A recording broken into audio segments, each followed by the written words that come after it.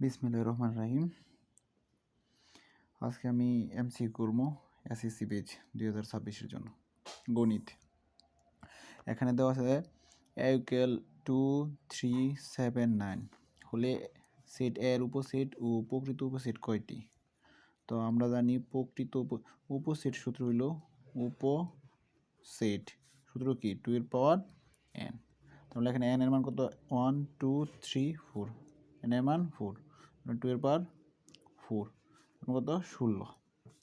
প্রকৃত উপসেট হলো প্রকৃত উপসেট 2 এর পাওয়ার n - 1, তার মানে 2 এর পাওয়ার 4 - 1, তার মানে 15।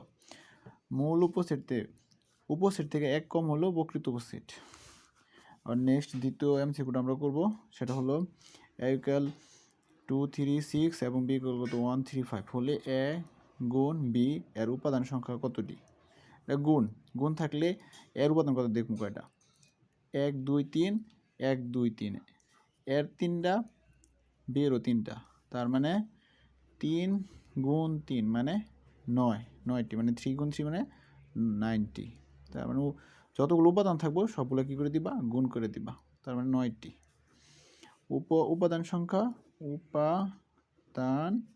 সংখ্যা 9টির আনসার। এবার বলা হয়েছে x11z যেন x² - 9 = 0 হলে এর তালিকা পদ্ধতি প্রকাশিত রূপ কোনটি? তার মানে জেড সমান কি? আমরা জেড জানি পূর্ণ সংখ্যা 0 +-1 +-2 +-3 চাইতে থাকবো। তার মানে x এর মানগুলো হবে সবগুলো পূর্ণ সংখ্যার মান। তার মানে x² - 9 = কত? 0। এর মানে x² = কত? +9। এর মানে x সমান কত? √+-9। এর মানে +-3। তাহলে x এর মান -3 এবং x এর মান +3। তার মানে প্রকাশিত রূপ